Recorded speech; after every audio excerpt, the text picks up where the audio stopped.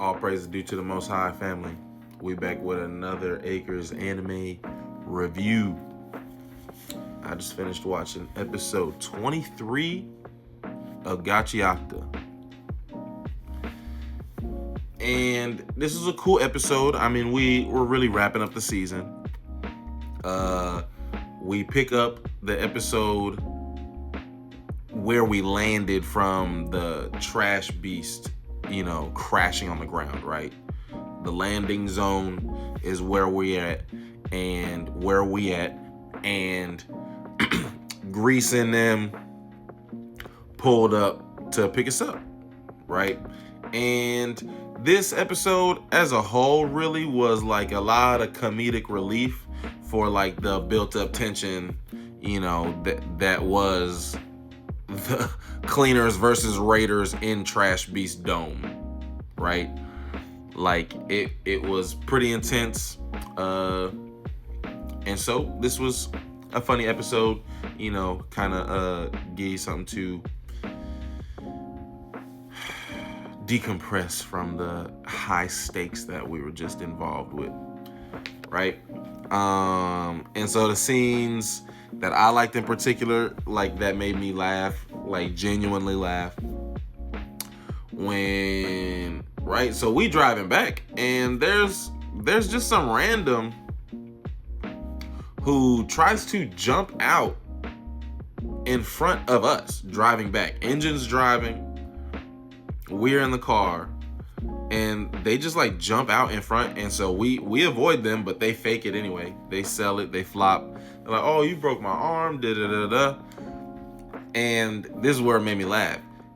We all roll down the window, and for some reason we all got sunglasses on, and we're all bobbing our head, bumping the music. Like, I was not expecting the sunglasses and the loud music, right? And we was all in unison, like, yeah, man, you tripping. What's going on with you, bro? That was pretty funny. And then there was a lot of banter after that scene. Like, Rudo was like, why are we wearing glasses? And then old boy's asking Engine, why is the music so loud? Right? That part was genuinely funny, right? What happened after that now? So we get back, and really, we get back to the spot, and really, Rudo wants to give somebody flowers. Now, when I seen that Rudo was giving flowers to somebody like in a hospital recovery room, right? I can't lie to y'all, family. I don't know who y'all was thinking of. I was thinking, oh, we're going to see Amo. Now, the fact that we didn't see Amo, like, is this confirmation Amo's cooked? Is Amo done for? Is she passed? Is she on to the next life? I thought this was going to be us seeing Amo is still alive. Now, I was happy to see that Zanka is the one that made pretty much a full recovery, it looks like. He just kind of licking his wounds in terms of his ego and his confidence. But physically, he's okay. Right? So, obviously, he was poisoned by Jabber. They couldn't quite cure him in the hospital because we know Jabber mixed, it was a random mix, right? Engine put it best. The toxin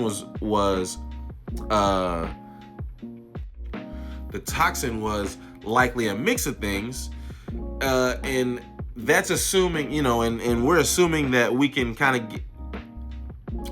decipher that mix, assuming like Jabber even knows what his own mix was, right? Is what Engine was saying. But then also on top of all that, it turns out the poison wasn't that lethal, or it was like intentionally non-fatal, but we know he mixed in psychedelics and stuff. So Zanka, that the other guy Engine was talking to, said that the fact that it's a non-fatal toxin, but so intense, means that this guy's actually really sick. Like, just put me to bed, like, permanently. Right? Why are you playing with me and torturing me and, dragging it on, right? That's the point, family. But then it's going to be the worst trip possible, the worst poison possible, but I'm going to live. right? That's you're sick in the head. Anyhow, Zanka's cool. Now, family, another reason Zanka was the only one, because I thought it was weird that Zanka, like at the time, that Zanka was the only one that was really hurt. Come to find out, and I did notice, because it really didn't happen. Well, we survived some major hits, yes, so we seen it, but it's not like the spell activated in an obvious way for us.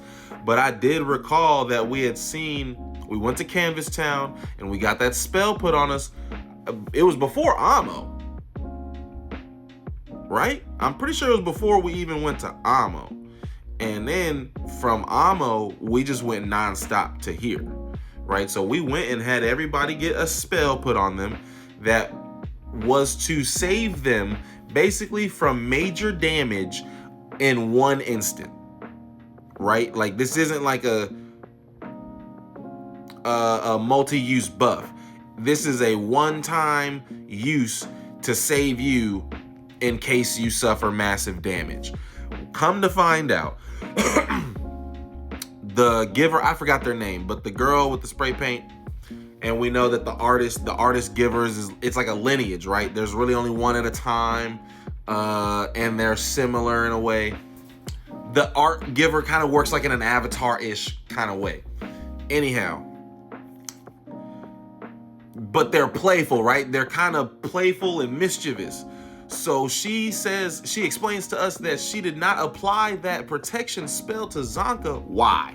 She thought it would be funny to apply a goofy spell to the most serious person in the group, to the most uptight, rigid, personality in the group. And family, all praises that Zanka is alive, right? So Engine asks, okay, so you didn't apply the protection spell. What spell did you apply then? And she tells Zanka to flex his arm, and he gets the SpongeBob swole arm, and he like knocks himself out, family. I lost it. That was, I genuinely belted out laughing, family. That was top 2 funniest scenes in the season for me. This 24 episodes. I mean, this is episode 23. We got one more left though. I don't know if something gonna be funnier in this episode. This is the second funniest scene in the show for me. The first scene also involved Zanka. That was when Rudo was flinging feces and dookie mess all over Zanka's clothes, right? That one had me in tears for real. This one was a close competitor. A very close second. I genuinely had best laugh I had all week. I'm not even gonna hold you, family. And so that's what happened. Now we got a little bit of an update with the Raiders. Family, the Raiders already have another trash beast, like a new and improved proper trash beast that they have to cross the border. It seems that Zodil thinks that we all crossed the border. I don't know that for sure. We thought Noerdi crossed the border and died. Family, just the fact that they showed her dead body, she's alive, family. She's alive. And I didn't recognize the character that found her. But Noerdi's alive. Like something's gonna happen. She's coming back, which I'm happy for. Zodil is sicking Bundus on whoever is he's on an investigation to find out whoever's making the choker, right? And is that the captain for the cleaners? I don't know. Does the captain have, Zodil thinks that person also has another entry in the Watchmen series. Is that the captain? Because we don't know his vital instrument, nothing like that. Those are about all the updates up to this point in terms of plot information, right? But so we got one more episode left, family. This was a very fun season. I don't know if it was worth the hype, but it was a really good season 1. All praise is due to the Most High, family. Peace and love.